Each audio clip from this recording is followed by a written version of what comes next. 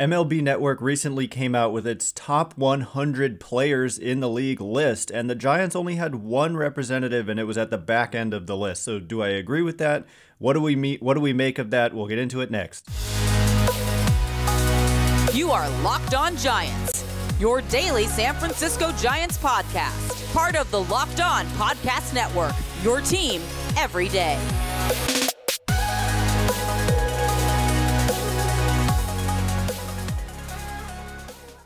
Hello and welcome to Locked On Giants, part of the Locked On Podcast Network, where it's your team every day. My name is Ben Kaspick, and on this show we provide daily episodes Monday through Friday talking about the San Francisco Giants in a way that's data-driven and rational, but also simple, passionate, and accessible to all. I'm a former contributor for the baseball statistics and analysis websites Beyond the Box Score and Rotographs. I've been podcasting about the Giants since 2015, and I'm a lifelong fan. Thank you for making Locked On Giants your first listen every day. We are free and available wherever you get podcasts. This episode is brought to you by FanDuel Sportsbook, official sportsbook of Locked On. Make every moment more. Visit FanDuel.com/LockedOn today to get started. And where we get started is with some mailbag questions. Thank you so much to everyone who submitted a question. Once again, we got like 50 plus, and so we're going to make multiple episodes out of these. But for today, where we start is with where do we start? Finn asking, did MLB Network get it right? Or should another Giants player have been on the top 100? And so I caught wind of this. I kind of saw they named Logan Webb a top 100 player, but had him on the very back end. And the thing about these lists is that in baseball, guys go up and guys go down. And coming off a 107-win season, Brandon Crawford would have been in there. Logan Webb obviously would have been in there. I'm sure Kevin Gausman was still in there.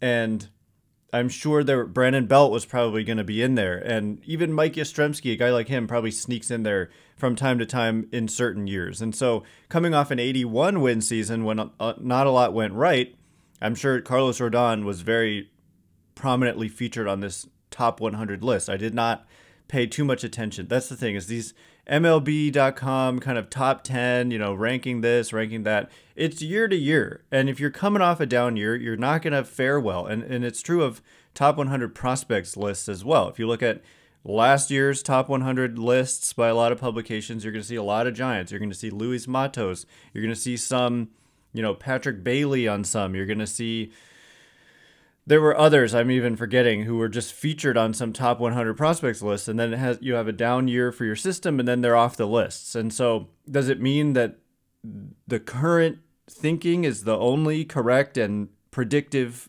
way of thinking? No, it does not. And so in terms of players right now, I mean, here's the thing. I would probably find a way to put Michael Conforto on that list. I mean, when he's been healthy and relevant, because he missed all of last year, so they're going to have a hard time putting him on a top 100 players in the game list. But he's not old, and when he was kind of healthy and just having a typical Michael Conforto year, to me, he's pretty easily a top 100 player. I think Mitch Haniger falls into that same category. If he's healthy, he's probably, I'm not saying like top 20, but I am saying at some point in the back 50 of a top 100 list. And Brandon Crawford had a 4th place MVP season just 2 years ago. And so, he really should have been like a top 10 player a couple years ago. And so anyway, these are guys who are capable. Just because you're not on the top 100 in a given preseason list doesn't mean you're not capable of that kind of performance. So they have a lot of guys who are capable of that kind of performance. Jock Peterson, I think, probably maybe deserves to sneak into a top 100 list, although, limited defensively and limited by the fact that he's a platoon player. And then I just wanted to make one more point here. Also that Camilo Doval, to me, he's a top 5, top 10 reliever, probably not top 5, but top 10 reliever. And I don't know if that deserves to be in the top 100 players overall. Maybe not, because they're so limited in that they don't pitch a ton, but amongst that position, he's very good.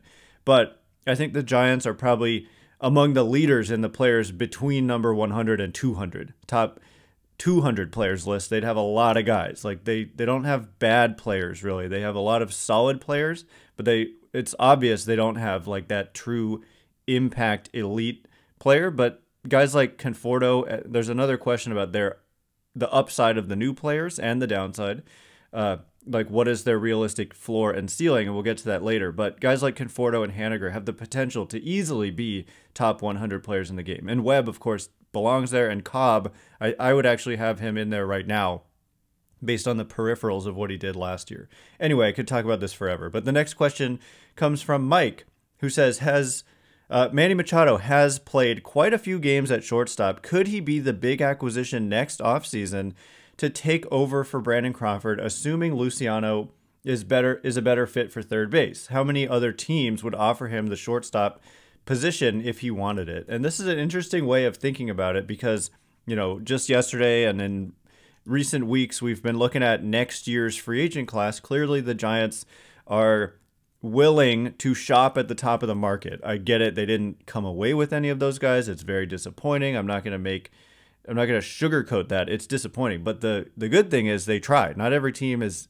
involved in these types of talents when they're, free agents. But for Machado, so the thing is, he's a big guy. I mean, he is 6'3". He's listed as 218, but I would imagine he's more than that. And he's getting older, obviously, as we all are. And so I don't love the idea just from a pure... when I look at his kind of career defensive numbers, he's at minus 11 defensive runs saved in his career at shortstop, plus 3 outs above average. The ultimate zone rating number is also negative, though, whereas at third base, although he's kind of slowed down a little bit, and by defensive runs saved, he was actually minus 3 in 2022 with the Padres, plus 8 outs above average. This is an example of the metrics not always agreeing, but just overall, he's been, and the eye test, I do watch the games. Some people come at me when I talk about defensive metrics.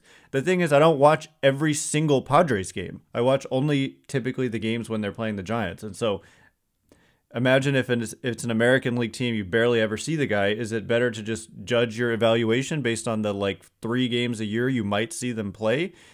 I know you're watching other games too, but come on. I mean, you're not watching 162 games of every single Major League team every inning. It's just impossible. And so the metrics kind of help clarify whether or not we should trust what we're seeing with our eyes or just be a little more skeptical or whatever.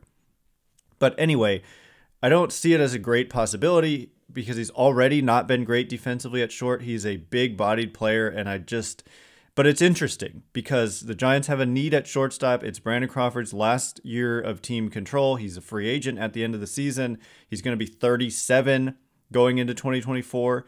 And so bringing him back makes a lot of sense on a 1-year deal as a transitional year, maybe for whether it's Luciano or somebody else.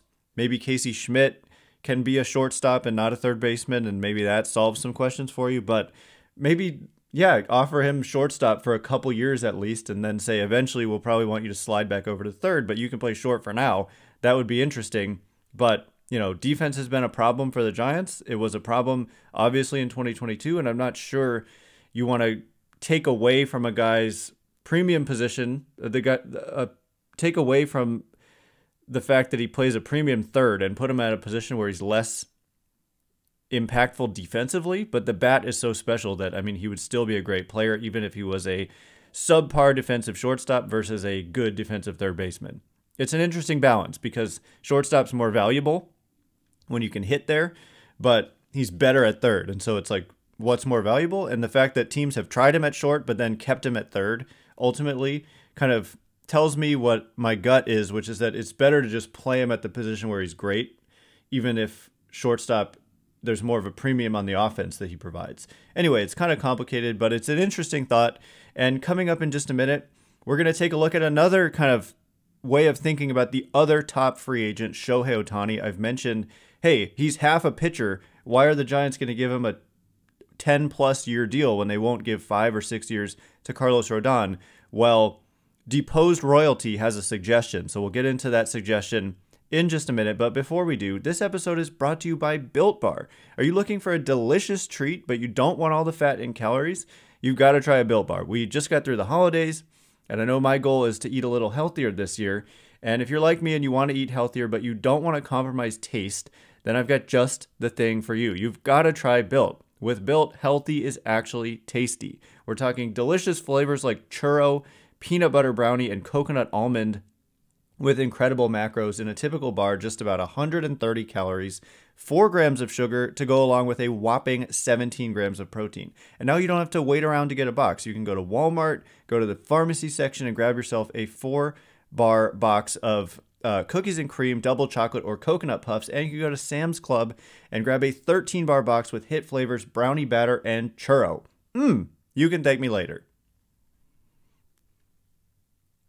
All right, here we go. We are going to get to more questions and answers. The next one coming from Deposed Royalty, who says, if the Giants sign Ohtani to a big contract, why can't Ohtani pitch for 5 years and then move to the outfield for the rest of his career? Judge makes an insane amount playing the outfield. Why not Ohtani? By the way, thanks for making Locked On Giants your first listen every day.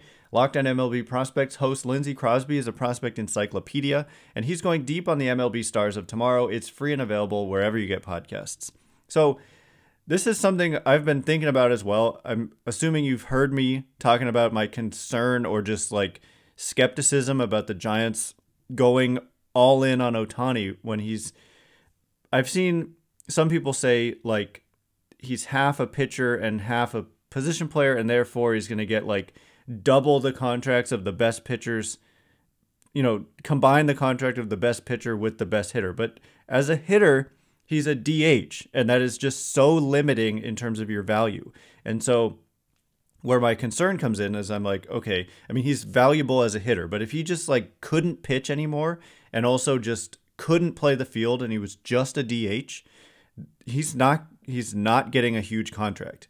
That's the kind of thing to note here, is that there's so much negative value to not being able to play in the field. And you might say he does play in the field, he's a pitcher. It's a different deal. When he hits, he's the DH. And so it's really like combining an elite DH with an elite pitcher. And so more of the value arguably comes from the pitching side because he's a great pitcher, and just being a DH is not that valuable even if you're great. I mean, Nelson Cruz in his heyday, he was a great hitter, but did he ever get a $300 million contract? No. He was getting, I don't remember exactly, but like $60 million contracts to be a great offensive player. So it's more like combine that with the contract you would give to a great pitcher, like a Carlos Rodon or something. And I don't know. I mean, even if you combine those things, that comes out to like $300 million something dollars, or even 200s. But I do think Ohtani ends up, like, the comparison to me, just the overall value is similar to Aaron Judge, just like best player in the game territory. Keep in mind, Judge won the MVP. And so the writers decided that Judge's season last year was more valuable than Ohtani's, even though Ohtani was great at hitting and pitching. And I agree, like wins above replacement, which does a fine job of kind of combining the value of each element of Ohtani's game, says that Judge was actually better. And a lot of that comes from defensive value of Judge playing in the field when he's in the lineup. So anyway, the question from Deposed Royalty is like, because I'm saying I don't think the Giants, if they won't give 5 years to Kevin Gausman or 6 years to Carlos Rodon, Ohtani, so much of his value comes from pitching. Why are they going to give him over 10 years, which is what he's almost certain to get when he reaches free agency next offseason? And the question is, okay, think of him like a pitcher for 5 years or 4, whatever, and just assume his arm breaks down, but then assume if that happens, which is obviously a fear and not necessarily a reality, but the Giants have that fear apparently because they're not out here trying to get Gausman or Rodon to return. And so if you just imagine, okay, let's say his arm breaks down, can he play in the field? Because that would dramatically change the calculation. If he can, he's such a good athlete. I mean, this guy can really, really run. And I mean, he's probably not going to want to give up pitching. That's part of the equation is like, but I mean, if the arm wore down and the performance suffered and you just kind of transitioned him to the field, I don't know if he could play the outfield. He's really tall, but he's really fast, I think, and he's got a great arm. I mean, he could play right field to me probably pretty easily, but he hasn't done that. That's what the Giants were going to have him do when they tried to sign him, and the DH wasn't yet in the National League. But I think, yeah, get creative. If you view him as a guy who would be capable of being a good defensive outfielder, then I agree with you. I mean, he is Aaron Judge in that regard. He can really, really hit. And if he could play the field as a kind of fallback option, if the pitching breaks down over the span of a deal that's likely to be 11, 12 years or more, then that would mitigate some of that risk. And then I don't see him getting over $500 million, but I see him getting, $400 to $500 million, somewhere in that range. And so that's obviously a huge one. And the Giants figure to be kind of in that sweepstakes. So it'll be something to monitor all year long, assuming the Angels don't extend him. If they have a bad year, do they trade him at the deadline? If they do, are the Giants involved? And then if he reaches free agency, which is my assumption, then what's going to happen? Anyway, the next question comes from Ryan, who says, what are some realistic floors and ceilings for guys who are new to this 2023 team? It's a good question. And let's start with the hitters. The new hitters being Michael Conforto and Mitch Haniger. And I've said this a lot, but basically Conforto was not one of the top 10 players in the game, not even probably top 20 players, but probably like a top 30, top 50 player in Major League Baseball when he was at his best with the New York Mets. The Ryan Finkelstein, host of Locked On Mets, when the Giants first signed Conforto, I was like, what do I need to know about Michael Conforto? And what he said immediately was like, he was the Mets' best player in like every aspect of the game when he was right and healthy. And basically he was right and healthy for most of the time he was there. And it was just the last couple years where things kind of went south. And he hurt his shoulder as a free agent last offseason and never ended up signing. But, a realistic best case scenario or ceiling for Conforto is that he really, really hits. He's got pretty strong platoon splits in his career, a little bit below average offensively against lefties, but just a monster against righties. But, this 4-year span from 2017 to 2020, he was, 369 on base percentage, which is very, very healthy. Walk rate of 12.7%, isolated power of 230. So just power and on base. And he was a good defensive corner outfielder. And so that's the upside. It's just a really good offensive player who can also play good defense, maybe a little worse against lefties, but just a monster if there's a righty on the mound. In terms of Mitch Haniger, he's a guy who has like less pronounced platoon splits and significantly better than average even against righties. And at his best, he is a guy who has, he had a 39 homer season. I think that's kind of an outlier. I wouldn't expect that, but he's also had, from a 4-year period, 2017 to 2021, he didn't play in 2020. 340 on base, 486 slugging, just a lot of power, a little bit more of a tendency to be aggressive at the plate, whereas Conforto's really, I don't want to say passive, but selective. And Haniger has had good defensive seasons in the corners, but he's also had some rougher defensive seasons in the corners. But at his best, he's just a really solid kind of grinder, everyday player who does a lot of damage with power and is pretty aggressive at the plate, but he's been known at times to be pretty darn selective as well. With both of these guys, the floor, I think, comes down to health. And if they're not healthy, then they're not playing, and then the performance might suffer. But, they're very consistently above average offensive players. If they're not healthy, that might trickle down to the defense. Haniger has had some leg issues. And so if they're healthy, the floor is pretty high. I think like better than league average offensively is still the floor, and the ceiling is like way better than league average offensively. And then the defense, I'm very curious to see what they get out of these two guys. With Stripling and Manaea, new starting pitchers, kind of the ceiling is in like the good Alex Wood, good Anthony DeSclafani mold. It's not a Carlos Rodon, but it's like DeSclafani and Wood were really good for the Giants in 2021, and the floor is like last year's DeSclafani and Wood, which is injuries and or just poor performance. And in the bullpen, Taylor Rogers just has the upside. He's a strikeout guy. He's not like similar to Camilo Doval necessarily, but just able to strike people out. Kind of a strikeout rate similar to Carlos Rodon, just strikeouts. And also throws a lot of strikes, but he has the floor is like, he gets, sometimes the average on balls in play is like worse than league average. And so there's like a kind of similar to what we've seen at times from Tyler Rogers, just balls in play and it ends up being a hit more often than you would like sometimes. And so that's kind of the downside of a Taylor Rogers. But the upside is just kind of like a dominant season from the left side with a lot of strikeouts.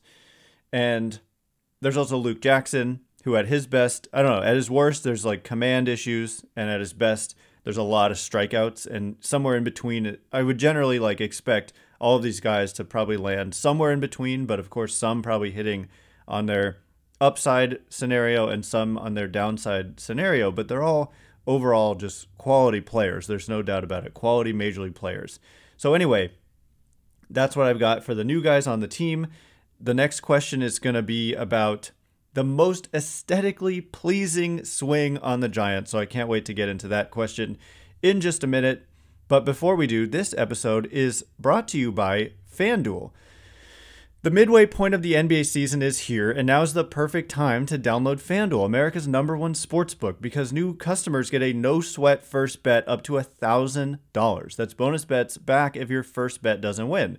Just download the FanDuel Sportsbook app, which is safe, secure, and super easy to use, and then you can bet on everything, from the money line to point scores and threes drained.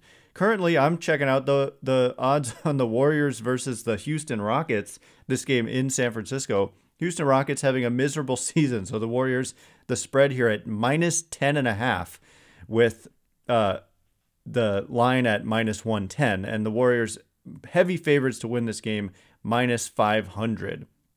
So that's a lot of fun. Always a kind of a good time when a bad team comes into town and you can beat up on them. So those are some of the odds you can check out. And you can combine bets for a chance at a bigger payout with a same-game parlay as well. So don't miss your chance to get a no-sweat first bet up to $1,000 in bonus bets when you go to FanDuel.com/lockedon. That's FanDuel.com/lockedon to learn more. Make every moment more with FanDuel, an official sports betting partner of the NBA. All right, as promised, we are going to get to some more questions and answers. The next one coming from Certified Freddie Freeman hater, I like that, who says, who on the Giants do you think has the most aesthetically pleasing swing? And I think there's no question here. And I'm going to give you a moment to think about it for yourself. And maybe you're thinking of players on last year's team, but I'm thinking of somebody not on last year's team, and that's Michael Conforto. I think you're going to love the sweet lefty swing of Michael Conforto. It has always been one of the more aesthetically pleasing swings in the game. I think fans are going to, assuming he can be healthy, this is going to be a guy fans are going to want back in 2024. He's got the opt-out after 1 year. I have said, though, I don't see hitters in the same way I see pitchers, in that the Giants seemingly won't give the long-term deal to some of these starting pitchers. Whereas if Conforto has a Conforto year and the Giants believe in him long-term, that's the thing, is there's less risk, in my opinion, with hitters than there is with starting pitchers. If you look at the track record of starting pitchers throughout history getting kind of long-term guaranteed commitments, they so often go really, really south. And sometimes they go well in a couple years, and then the last many are not good. Like Patrick Corbin comes to mind. Man, the disaster of Steven Strasburg's contract comes to mind. Both of those players on the Nationals, and it's put them in a bad spot. And they won the World Series in 2019, and now they're like the worst team in the league. And a lot of it has to do with the decisions they made to give these contracts to Corbin and Strasburg. And really, you could say, well, they should have spent that money on Bryce Harper, a position player. And so, anyway, yeah, I think it's Michael Conforto. After that, I mean, lefties have more aesthetically pleasing swings because they, follow through and they're heading towards first base, whereas the righties, they swing and they're kind of then running to first. It just doesn't quite look as good. I think that's the reason why. I think Mike Yastrzemski has a pretty nice swing when he's at his best. If he's chasing a ball in the dirt, obviously it doesn't look good, but if he kind of yanks one into the cove, it's very nice. But you're going to love the swing of Michael Conforto. Next question from David, who says, what makes you assume that we will sign Logan Webb to an extension? Why would Webb to a huge extension? Why would Webb agree, I assume, to a huge extension? Why would Webb to a huge discount? Again, I assume, why would Webb agree to a huge discount? Farhan, reputation, says otherwise. Okay, so first of all, when did I ever say I assumed that they would sign Webb to an extension? Never ever said that. What I said is, it's time to think about it and that you should try to do it if you're the Giants, and that reports are that they are trying to do it. And why would Webb agree to a huge discount? Nobody said it's for sure going to be a huge discount is another element here. And the other thing is, like, if you walk that back a little and say, why would he agree to an extension? It's obvious. The reason you agree to an extension if you're in Logan Webb's position is that right now, all Logan Webb is guaranteed for his entire career is what he's already received financially in the past, which is not much because he's been pre-arbitration. So he's made probably a couple $1,000,000 in his career. And this year, it's his first year of arbitration eligibility, and they agreed to a contract to avoid arbitration. And that contract was for, what was it for? $4.5 million. So he's probably made a couple $1,000,000, and he's going to make $4.5 million this year. But if he gets injured this year or just like completely falls apart, he is not guaranteed a dime beyond this year's contract. And so why would you agree to an extension if you're Webb? It's more guaranteed money. And so for example, say they buy out the 2 extra arbitration years after 2023, and then they buy out 1 or 2 more free agent years after that. And so he'd be getting like 3, 4 or more or less. I mean, it depends on what the extension would be, but guaranteed salaries. And so we're talking an extra, I don't know, $50 million in guaranteed money that is not promised to him at this point, but it would be if he agreed to an extension. And so that's life-changing money. You're kind of set for life. The downside, if you're Webb, is that if you wait it out and you get to free agency and you're still good, you can make more than that, but there's a risk from Webb's perspective. And I will also say, why would he agree? Because he's local. I know he grew up an A's fan, but he gets to live and play close to home and friends and family, and he has said he wants to be here and be a Giant for life. And so that's an appeal. It might not be like, okay, I'll accept a 80% discount type of appeal, but the other thing is he's arbitration eligible. And so he's making, for the next 3 years, counting this year, he's going to be making money less than his market value. That's just how arbitration works. And so if you're talking about a discount, it's going to be discounted because he's not a free agent yet. And that's just how the market works. Like if he goes year to year in arbitration, he's getting $4.5 million this year, which is underpaying him, but that's just how it works. That's how the process works. Next year, he'd probably make, I don't know, $8 million or so, 9. And the year after that, maybe like 13, 14. And so all 3 of those years, he's actually being underpaid. And if you combine the 3, it's a 3-year deal for like $30 million, which is just underpaying a player of his caliber. But that's just how it's going to work if he doesn't agree to an extension. And so that would be kind of built into the extension. So you'd kind of assume numbers like that and then tack on a couple extra years. The team gets the certainty of the team gets more years of the player, and the player gets the certainty of far more guaranteed money. That's why he would do it. And I don't know what exactly what you mean about Farhan's reputation. I mean, maybe they just like going year to year, but also they don't want to lose this guy. And so I don't know that I agree with that. Maybe you tack on only 1 or 2 extra years on top of the 3 that he's already under club control. The fact that they're both sides are saying that they're talking about it tells me that it's certainly possible. So, yeah. Next question from Ferris, who says, any chance we could put together a trade package for Corbin Burns after the news came out about his messy arbitration hearings leaving him a bit unhappy? Yeah, if you didn't see that, it was pretty entertaining stuff. I mean, entertaining is probably the wrong word, but he was not happy with how the arbitration hearings went down. And this is why we like to avoid arbitration. The Giants avoided arbitration with all like 9 or 10 of their arbitration eligible players. So that's great. But for Burns, I've said this before, the Giants, I don't think, are in a position to give up their entire top prospect kind of package. You'd probably have to give up Kyle Harrison to get a Corbin Burns. I don't think it makes sense, given that Corbin Burns only has 2 years of team control remaining. As he gets closer to free agency, the cost goes down. And so I could see it when he gets closer, maybe next offseason or even, trade deadline a year and a half from now.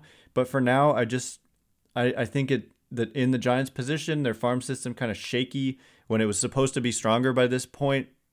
Now's not the time to just like give up your best guys for a short-term asset. It just doesn't make sense to me. Even though he's a great player, they need to hold on to Kyle Harrison. Anyway, that is all the time we have for today. Thanks again for making Locked On Giants your first listen every day. Now make your second listen Locked On MLB Prospects. Host Lindsey Crosby is a prospect encyclopedia, and he's going deep on the MLB stars of tomorrow. It's free and available wherever you get podcasts. Once again, my name is Ben Kaspick. Check me out on Twitter at Ben Kaspick, Kaspick. If you like this show, please consider rating it or leaving a review. Also subscribing on YouTube. So, it helps me out a lot. So thanks in advance, and thanks to everyone who's done so already.